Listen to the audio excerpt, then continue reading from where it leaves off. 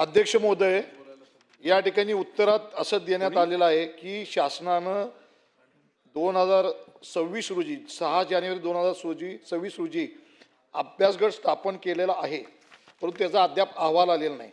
अध्यक्ष महोदय, राज्यातले अनेक तरुण आज अग्निवीर योजनेतून सैन्य दलात सेवा बजावत आहेत. पहिली बॅच आता जी पहिल्यांदा गेली ती 4 वर्ष सेवा पूर्ण झाल्यानंतर जवळजवळ 25% लोकांना परत त्याच्यामध्ये घेण्यात येण्यासंदर्भात काही निर्णय झालेत, परंतु 75% जवान परत नागरी जीवनामध्ये परत नाहीत. अध्यक्ष महोदय, माझा स्पेसिफिक प्रश्न आहे की अभ्यास गटाला 3 महिन्याचा कालावधी दिला आहे, अजून अंतिम अहवाल सादर केला नाही, तो किती दिवसामध्ये करणार? त्याचबरोबर त्याच्यासाठी या अहवाल प्राप्त झाल्यानं किती कालामध्ये धोरण जाहीर करणार ते याद्वारे मंत्री महोदयांनी सांगावं.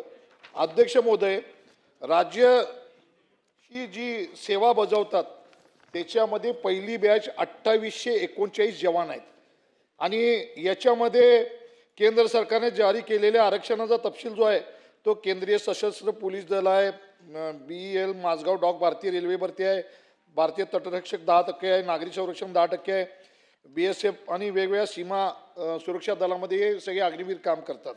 आता मला याद्वारे आपल्याला सूचित करायचं आहे की याच्यावरती अनेक लोकांच्या मध्ये आणि समाजामध्ये नाराजी पसरलेली आहे की हे अग्निवीर 75% अग्निवीर परत सेवेत बजावू शकत नाहीत.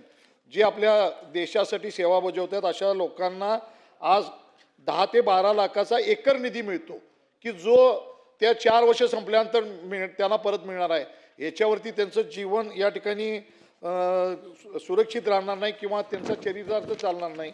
आणि अशा पद्धतीनं हा जी अग्निवीर आहेत यांना आपण जे धोरण ज्या ठिकाणी समिती नेमली, ही समिती या ठिकाणी याचा अहवाल जो देणार आहे आणि यांना त्या अहवालामधून कोणता तपशील याद्वारे जाहीर करणार आहे, किती दिवसात हा अहवाल देणार आहे.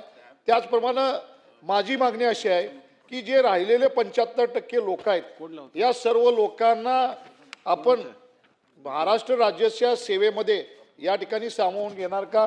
मग वेगवेगळ्या पोलीस दलामध्ये असतील, वेगवेगळ्या स्टेट पोलीसच्या सर्व्हिसेस असतील, वेगवेगळ्या ठिकाणी अनेक ठिकाणी शासकीय नोकऱ्या असतील, अशा ठिकाणी यांना आपण परत सेवेत सामावून घेण्यासाठी प्रयत्न करणार का?